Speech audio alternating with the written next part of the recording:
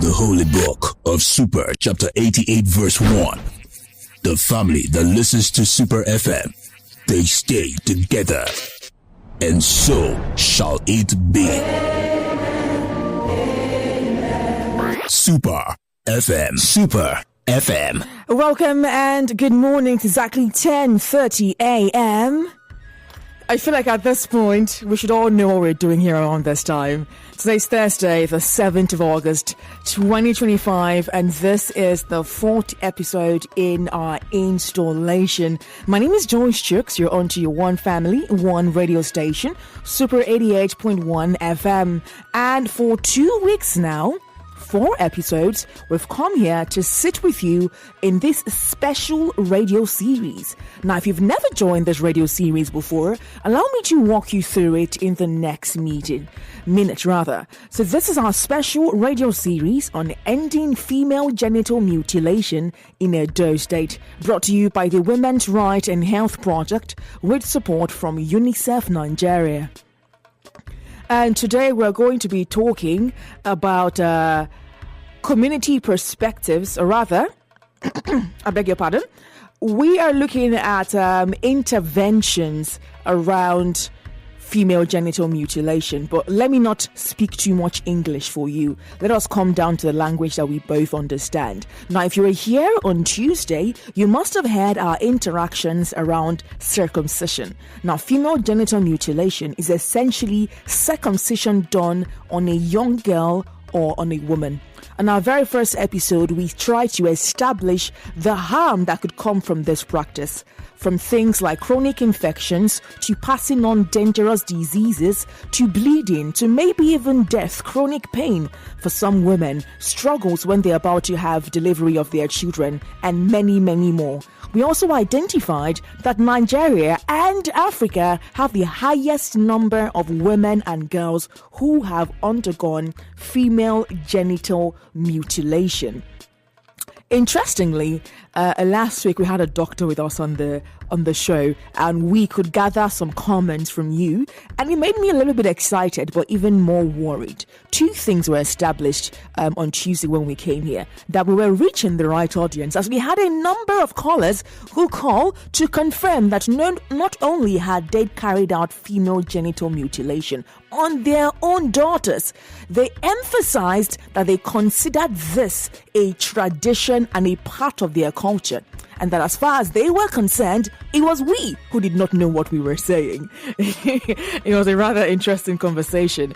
Today I'll be joined by a special guest. Her name is Helen Anter. She's the program manager at Edo State Women's Right and Health Project, RAP. Good morning. Good morning, Helen. Yeah, good morning. Thank you so much for joining us this morning. I just realized that my mic was muted when I was giving you my preamble, so you didn't really catch it. So what I did was to establish what the show was, explain that FGM is essentially circumcision of a woman or a child, and then we circled back to the conversation that we had last week, where we found out that not only are we reaching the right audience, that they were listening to what we were saying, and they felt the need to comment on the situation. However, the comments just went on to reinforce our fears from early on that this practice is very rife in Edo State, and that we may need to do more to change a practice like this. So I'm really glad that you could join us this morning. From all the other guests that we've had from RAP thus far, it has always been a very robust conversation, and I know for a fact that this episode is not going to be any different.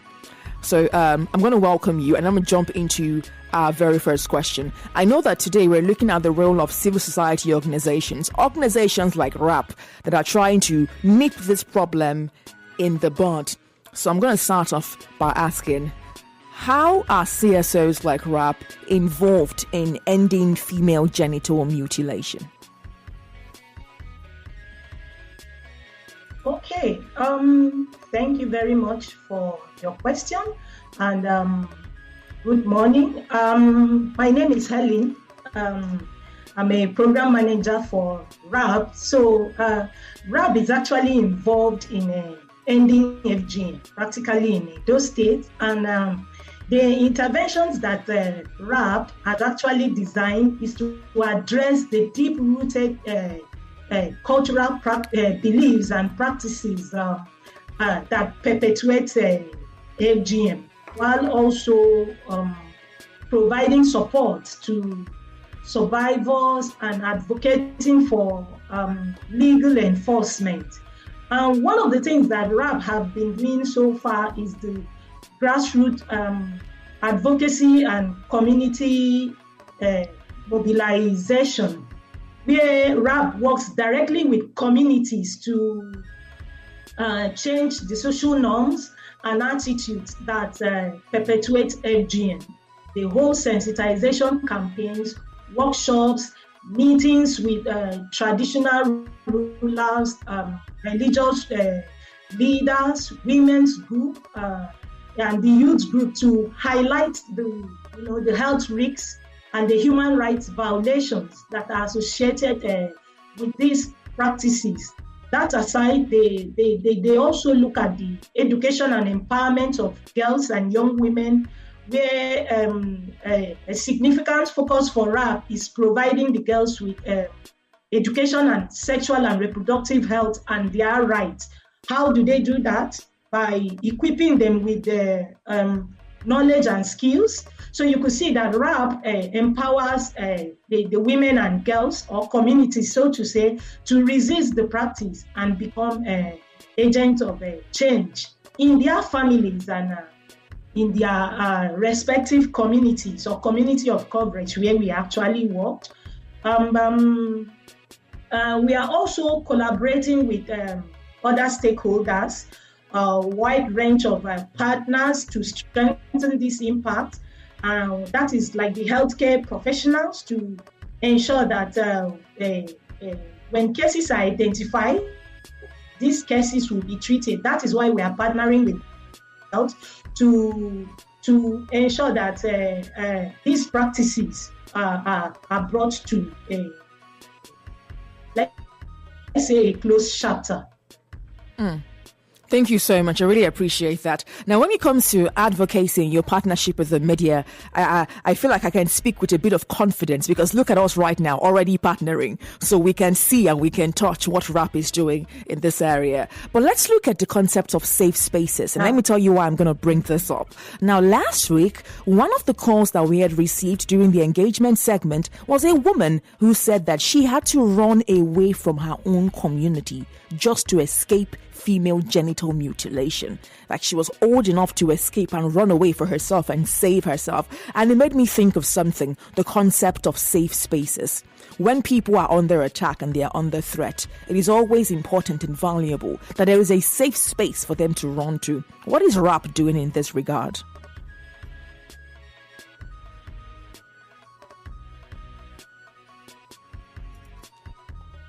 Helen, did you catch my question? Line is breaking. Oh, I'm so sorry, Helen. Can you hear me clearly now?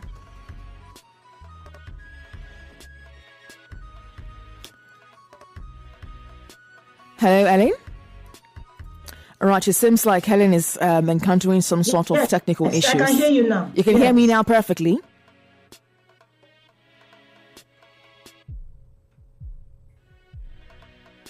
Hello, Ellen? Right, it seems like you're having... yes, can you hear me? I've been hearing you the entire time. It seems that you're having some network connectivity issues.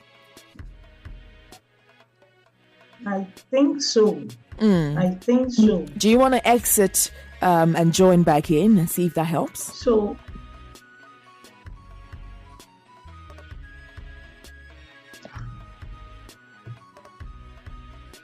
All right.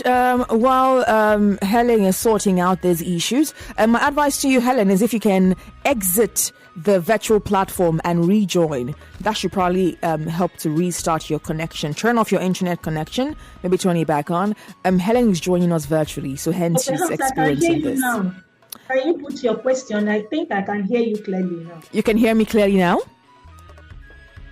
Yes. Okay, so I said last week, one of the comments that we got on the phone line was a woman who said that she had to run away from her own community just to escape female genital mutilation, escape being circumcised.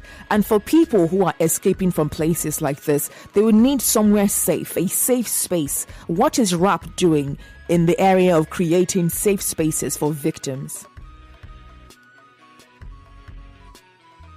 Okay, thank you very much. RAP, like I said earlier, is not working alone. So in the issue of creating a safe space for survivors or a victim who is about to be caught, like you rightly said, the safe space here means that this person needs a place to escape to and desires not to be caught, because the person has a right to her self-respect and dignity. So safe space RAP. In RAP services, we have mental health and psychosocial counseling therapy, and we also work with the Ministry of Justice in this aspect, where legal aid will be provided for the victim. And remember, like in our program, it's not a standalone. RAP is not an island. RAP work with community leaders, religious leaders. So if it warrants RAP, in such a case, RAP will actually move into the community to speak with the leaders of the community to see reasons of that there is no health benefit in cutting a woman, so that the victim will not be caught. And apart from that, RAP also partners with Ministry of Women Affairs, so in the state. So partnering with Ministry of Women Affairs means that Ministry of Women Affairs will also, provide services that the government has set up, whereby RAP can leverage on to ensure that these victims will not be caught. And we also empower the victim to have a voice, not just to run away, to have a voice, to also lead change in her community, to speak out against the practice in her community. And in RAP, we are not judgmental, mind you. We are not judgmental in RAP. So we also ensure that these spaces also, or the safe space we have in RAP, brings about FGM awareness, educating community, engaging even the men, not just the women, mind you. We are not just working with the women, engaging men, boys, so that they too can be advocates in ending FGM in communities. Fantastic stuff. I like that you mentioned that you partner with the Ministry of Justice, because last week something that was identified by the doctor who joined us is the struggle of making the VAP law work for these people, because clearly they're going to need legal representation. And I love that RAP is, crossing their T's and dotting their I's. But, let's move on to beyond government partnership. Now, last week, I believe, we spoke about the role of the patriarch when it comes to female circumcision, and it was increasingly confirmed from the calls we got last week, because it was only patriarchs that called to fight for their right to circumcise their children. It was the fathers in the home that called to explain the fact that it was their tradition and they must keep doing it. And it re-echoed in my mind what our guest had previously said. I said, if we could convince the patriarch, then we could have some real impact. But now let's look at things that we respect in our society. Very high on the list that it's been respected by Nigerians and Africans are our religious leaders. Is RAP making any inway with religious societies and communities? Oh, thank you. Of course, RAP is about to make that inroad. Things have been developing, and in some of the meetings we've had in other LGS, like in Igwe and local government, in one of the meetings we had religious leaders. And something played out. You know what played out? Tell me. That neither Christianity nor Islam support FGM. Because, of course, neither Christianity or Islam supports FGM? Because in the meeting we had with the influential leaders in those communities where religious leaders, some health workers were part of, we made them to realize that as at far back 1999, which is not quite long anyway, that Edo State, in fact, was one of the first states in Nigeria to pass a law specifically against FGM. That is the prohibition of female genital, mutilation law, had been passed since 1999, and Edo State was actually the first. That was when they told us, come, we don't support this. There is no any cutting of women in the Bible that they support it. I'm a Christian. Maybe they know more than me. I wanted, or we in rap wanted to hear that, So they said in Christianity, no. And somebody said, oh, my mother is a Muslim. There is no such thing in Islam. I've never read the Quran, so I don't really know so much about Quran. So when we heard this, we said, wow. So you see, this is a cultural thing. So if our religion that we believe or we adhere to doesn't support this, then why do we practice it? We say we love God. So why do we do something that is that God has actually put in place? Like I would like to quote my ED sometimes ago. It says, why would only a man enjoy sex, a woman doesn't? Why are you killing our female children by removing their clitoris when your faith doesn't support it? So we all came to an agreement that FGM must end in that meeting. So because the religion doesn't support. And I recall a young man asked, how about our African religion, our traditional worshiper?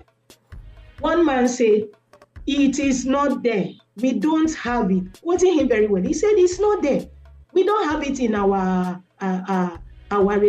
traditional religion. So, however this came, the crux of the matter is that FGM must actually come to an end in Edo State. And quoting the permanent secretary of Ministry of Health, he's a doctor, I forgot his name, he said that if burial ceremony can change in Edo State, then FGM, that he is confident that FGM can actually end in Edo State. So I'm quoting him directly. That's very because insightful. We're asking by burial ceremony. He said, they will do vigil night, today, tomorrow, they do the burial proper. But today, people go to burial, travel 2 hours, and come back home. So if that can change, so FGM can actually come to an end. Fantastic stuff. Now, so if you've key into that statement. Right, so if you just joined us, you're on a special radio series on ending female genital mutilation in Edo State. And we've been talking to a program manager. Her name is Henlin Answer from RAP here in Edo State. Now, I'm not a person who enjoys doing woe betide me. I don't like it. I don't like to cry too much. So I want to look to you now for some glimmer of hope. Has there been any success stories recorded so far from the work that RAP is doing that you can share with us? Yes, we will actually say we have success stories. You know what? The young girls that we have, the adolescent girls forum that we have, right now as I'm talking to you in the communities, in their communities, we have success stories because in the LGS that we have visited, the Enogies, the Odionwere, the chief in charge of the community, we are welcome. In fact, quoting the Ogidas Enogie, he told us, please, you people are welcome, bring this in.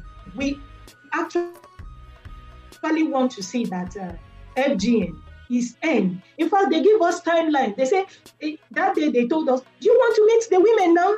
When do we mobilize them for you? So please, that's a success story. And we have our community facilitators who are not sleeping because we told them, look, one of the things you have to do for us and your community to ensure that this practice is actually end in Edo State when we were training them is that when a woman puts to bed in your community, your household, your villages, please discuss this with them so that they should ensure, so that our girls can come out. They are born perfect. So why cut off something that God has created, that has a purpose. So please make sure when your relative put to bed a baby girl, when your community members put to bed a baby girl, preach FGM and end to FGM. Ensure that those babies are not caught, because there is law in the state that if a child is caught and if the person is big, it is not going to be nice for the individual, the parent of that child. So they are helping us. Our girls are a voice in the community. So that's some of the success stories we have. That is absolutely amazing. Now, the phone lines have already been ringing, so it's only fair that we allow for some comments and maybe some questions that you can attend to. If you just joined us, this is our special radio series, An Ending Female Genital Mutilation in Edo State, brought to you by the Women's Rights and Health Project with support from UNICEF Nigeria. And you're on to your One Family, One radio station, Super 88.1 FM. I'm Joyce Chooks. Now, here are the numbers to call. If you have any thoughts, any comments, any question, if you know any person in danger of female genital mutilation or somewhere it's happening that you need to bring to our notice, this is the time for you to do that. The numbers to call are these: 0705 512 9881, 0705 572 7881, and finally 0902 672 2592. Hello, good morning. Hello. Good morning and welcome. What is your name and where are you calling us from, please? My name is Ezra and I'm calling from the World Bank. Welcome, Mr. Ezra. Go ahead, please. Okay. I just want to I want to correct an impression about what she said online. Okay. On air now. The impression. Okay. First of all, I'll tell you I'm against genital mutilation. Okay. But on another note, I would like her to rephrase herself. She shouldn't say there is no traditional belief.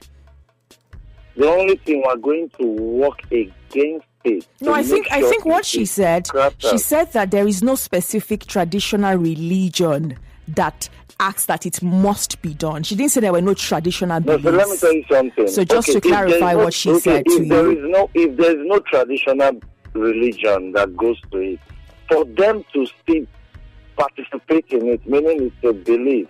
Yeah, it's a cultural belief. Yes, you're right. Yes, it's a cultural belief. So it is for us to work with our heads together. Fantastic to know stuff. how we are going to abolish it. Fantastic. That's what we're doing. Thank you so much, Ezra. I truly appreciate your thoughts on this. So that's it. Thank you so much. You should understand what I mean. Okay, fantastic. Okay. Thank you so much, Ezra. Yes, let's keep the thoughts coming through. 0705 512 9881, 0705 572 7881. We also have 0902 672 2592. Hello, good morning. Okay. Hello, good morning. Hello, are you there? Good morning. All right, feel free to call us back. You can also shoot me a WhatsApp message. I'll welcome that. On WhatsApp, we are on 0902 672 2592. That is 0902 672 2592. So while we wait for you to gather your thoughts, I want to push this question to you, Madam Helen.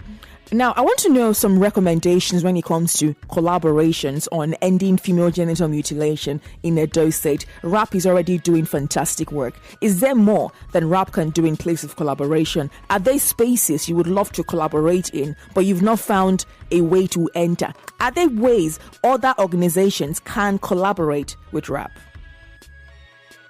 Oh, of course, there are varieties of ways that other organizations can collaborate with RAP. I stated earlier that RAP is not an island. If any organization has something to bring to, work with RAP, RAP is ever ready. RAP is willing to leverage on whatever services that that organization have, and that is focused on bringing the issue of FGM to an end. In rap does many things, especially on the issue of SGBB, because when you look at female genital mutilation, it is actually an SGBB. You understand? Because it is only a man that should be circumcised, not a woman. So whatever programs that other organizations may have, let them bring in. Rap is ever ready. I recall when we went to met with one of the Noges, we met an organization who when we stated what we are going to do in that community, and they were like, wow, we would like to work with you people. So we exchanged phone numbers. I even had to give my ED's numbers. I said, please, if you call my line, it doesn't go. Please call my ED. She is ready. She is ready. She does not sleep. Anything that concerns the female gender. My ED, the RAP's ED does not sleep. She is ready to work with any organization. RAP welcomes organization. That is why we are not working alone. We are working with the Congo's. In fact, the Congo's president, he has been of a great help to RAP. So, any organization is welcome to work with RAP. Thank you very much. All right, so I have this question. It's on our WhatsApp line. This one says, good morning, Joyce and RAP. Thank you so much for this great work you are doing. I come from a place where female genital mutilation is almost compulsory. My father fought it to make sure that none of my sisters were circumcised. But my question is, if I wanted to report such a place, how will I do it? If she wanted to report, yes. Did I hear that part? Right? Yes, report. Report. Let her reach out to us. Of course, RAP will liaise with her. We'll take it up from there. That is why in RAP, we don't sleep. We do advocacy visit. Like the first person who called, this is a cultural belief. It has stayed with the people for a very long time. It is not easy for a culture to change. A culture does not change overnight. So I'm still going to re-echo the statement of the Permanent Secretary of Ministry of Health, who said if burial ceremony can change in Edo State, of course, FGM can surely end in Edo State. So RAP will move into that community. Let the person call RAP, let the person report to RAP. The person can reach out to RAP in our website. RAP is everywhere. RAP might look small, but RAP is not really small. You can find RAP in Instagram, you can find RAP in Facebook, you can find RAP. The person can find RAP on LinkedIn. The person can drop the message there. Then we'll reach out to the person and ensure that we work with that community to ensure that the practice comes to an end. And I also want to give her father a kudos for fighting for them. Yes, that's a father. So that is why, like I said earlier, we are not working alone. We are working with men too.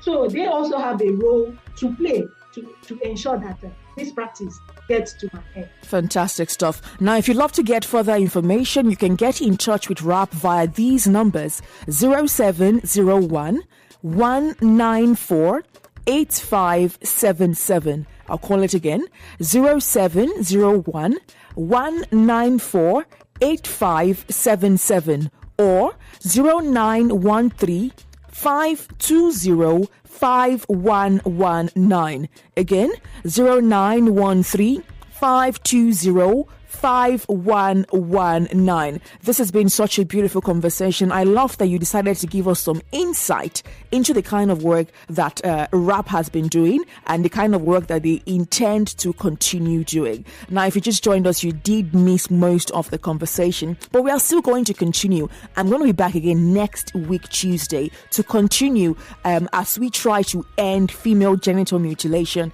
in Edo State. This series is brought to you by the Women's Rights and Health Project with support from UNICEF Nigeria. My name is Joyce Jukes. Thank you so much, Helen, for joining us this morning and taking out the time. Hopefully we'll be able to have you on the show another time. And of course, we are deeply grateful to you and to RAP for the good work that you are doing. I hope that we can do more. Thank you so much and have a lovely